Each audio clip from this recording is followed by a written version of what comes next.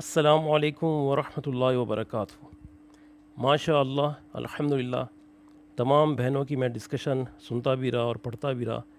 الحمدللہ ہر ایک بہن نے اپنے اپنے پوائنٹ آف ویو سے اپنی سوچ کے مطابق، اپنے علم کے مطابق اچھا ٹیک دیا، اچھا انپٹ دیا، اور ایک اچھا ماحول ڈسکشن کا بن گیا۔ چونکہ اس گروپ کا نام وزڈم آف اسلام ہے، تو ہمارے لیے تو جب اللہ اور اس کے رسول صلی اللہ علیہ وسلم کا حکم آ گیا، ہم نے مان لیا، اس پہ ایمان لے آئے، بس کافی ہو گیا۔ لیکن چونکہ ہم اس کھوج میں بھی رہتے ہیں کہ اس حکم کے پیچھے اپنے شوق کے لیے، اس میں کوئی اور عنصر شامل نہیں ہے، اپنے شوق کے لیے کہ اس کے پیچھے وزڈم کیا ہو سکتی ہے، حکمت کیا ہو سکتی ہے، تو اس کو سرچ آؤٹ کرتے ہیں کہ یہ سلام اتنا امپورٹنٹ کیوں ہے، مطلب اس کے پیچھے کیا حکمت ہو سکتی ہے، کیا وزڈم ہو سکتی ہے۔ اور چونکہ ہم اس گروپ میں وزڈم ہی سیکھنے کی کوشش کر رہے ہیں اللہ تعالیٰ کی توفیق سے، تو اس کو سرچ آؤٹ کرتے ہیں کہ یہ سلام آخر اتنا امپورٹنٹ کیوں ہے۔ شیخ البانی کی السلسلۃ الصحیحہ، اس میں ایک حدیث ہے 184 اور جلد نمبر 1۔ جناب نبی کریم صلی اللہ علیہ وسلم نے فرمایا کہ سلام اللہ تعالیٰ کے ناموں میں سے ایک نام ہے، اللہ تعالیٰ نے اسے زمین میں رکھا ہے، لہٰذا تم آپس میں سلام کو عام کرو۔ اور حافظ ابن قیم رحمۃ اللہ کہتے ہیں کہ السلام علیکم یہ دو معنی پر مشتمل ہے۔ ایک السلام اللہ تعالیٰ کے نام ہونے کے لحاظ سے اللہ تعالیٰ کا ذکر ہے، اور بامعنی طلب سلامتی بھی ہے، یعنی سلامتی طلب کرنا بھی ہے۔ لہٰذا جو بندہ السلام علیکم کہتا ہے تو وہ اللہ کے نام کے ذکر کے ساتھ اسی اللہ سے سلامتی کی طلب بھی کرتا ہے۔ اور حضرت عبداللہ بن مسعود رضی اللہ عنہ فرماتے ہیں کہ جب ہم رسول اللہ صلی اللہ علیہ وسلم کے ساتھ نماز پڑھتے تو ہم یوں کہتے السلام علی اللہ قبل عبادہ، السلام علی جبرائیل، السلام علی میکائیل، السلام علی فلان و فلان، یعنی اللہ پر اس کے بندوں کی طرف سے سلام ہو، جبرائیل پر سلام ہو، میکائیل پر سلام ہو، فلاں پر سلام ہو۔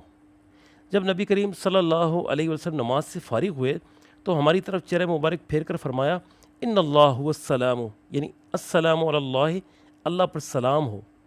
یہ مت کہو کیونکہ اللہ خود سلام ہے، یا اللہ خود السلام ہے۔ اور یہ صحیح بخاری کی حدیث ہے، حدیث نمبر 623۔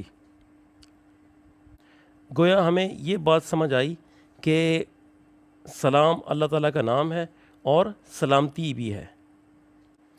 اب سوال یہ اٹھتا ہے کہ اس کی ابتدا پھر کیسے ہوئی؟ تو اس کی بھی دلیل ہمیں حدیث سے ملتی، صحیح بخاری کی حدیث ہے، حدیث نمبر 6227۔ جناب نبی کریم صلی اللہ علیہ وسلم فرماتے ہیں کہ جب اللہ تعالیٰ نے آدم علیہ السلام کو پیدا فرمایا تو ان سے کہا جا اور فرشتوں کی بیٹھی اس جماعت کو سلام کر، اور وہ جو جواب دیں اسے غور سے سن، کیونکہ وہی تیرا اور تیری اولاد کا سلام ہوگا۔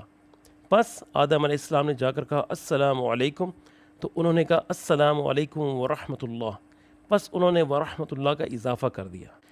اس سے معلوم ہوا کہ السلام علیکم یہ سلام حضرت آدم علیہ السلام سے ہی چلا آ رہا ہے، اور ہر آسمانی دین میں یہی سلام رائج رہا ہے۔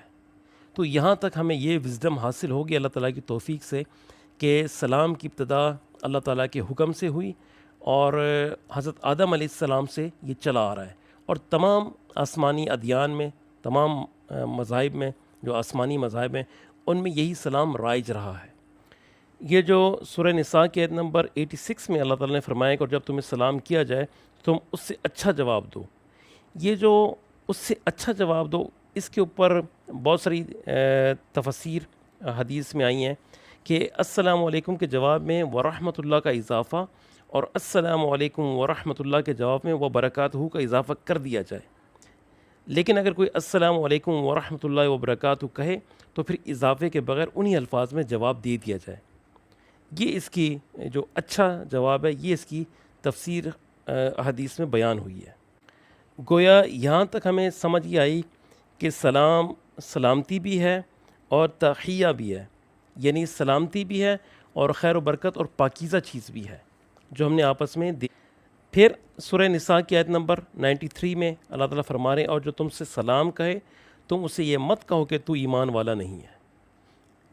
اور ابن عباس رضی اللہ عنہ سے روایت ہے کہ مسلمانوں کا لشکر بنو سلیم کے ایک آدمی سے ملا تو اس آدمی نے مسلمانوں کو السلام علیکم کہا.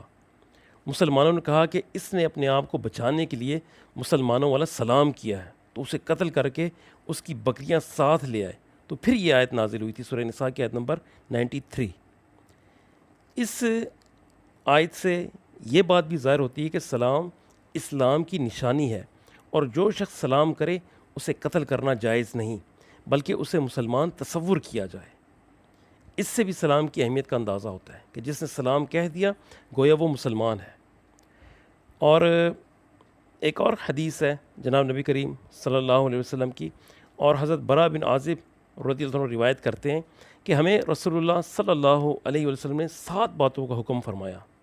بیمار کی مزاج پرسی کا, جنازوں کے پیچھے چلنے کا یعنی اس میں شریک ہونے کا, چھینک والے کی چھینک کا جواب یرحمک اللہ کہہ کر یہ دینے کا, کمزور کی مدد کرنے کا, مظلوم کی فریاد رسی کرنے کا, سلام پھیلانے کا, اور قسم ڈالنے والے کی قسم پورا کر دینے کا تاکہ قسم ڈالنے والے کو تکلیف نہ ہو. اور یہ صحیح بخاری کی حدیث 6235 ہے. سلام آپس میں محبت کا ذریعہ بھی ہے, بہت ہی پاورفل ٹول ہے. اور صحیح مسلم کی حدیث ہے, حدیث نمبر 194, جناب نبی کریم صلی اللہ علیہ وسلم نے فرمایا کہ تم جنت میں نہیں جاؤ گے یہاں تک کہ ایمان لاؤ, اور تم مومن نہیں ہوگے یہاں تک کہ ایک دوسرے سے محبت کرو. کیا میں تمہیں ایسی چیز نہ بتاؤں کہ جب تم اسے اختیار کرو گے تو آپس میں محبت کرنے لگو گے. تم آپس میں سلام کو پھیلاؤ اور عام کرو. اس سے آپس میں محبت پھیلتی ہے. اور جب ہم نے عمل کی جنت ورکشاپ کی تھی اس میں بہت ساری سسٹرز نے یہ اپنا پرسنل ایکسپیرینس شیئر کیا تھا کہ صرف سلام کرنے سے ان میں کئی لوگوں میں دوستیاں ہو گئیں, کئی اچھے ہمسائے بن گئے, اچھے کولیگز بن گئے, اور بہت ہی پاورفل ٹول ہے کہ جس نے اجنبیوں میں بھی محبت کروا دی.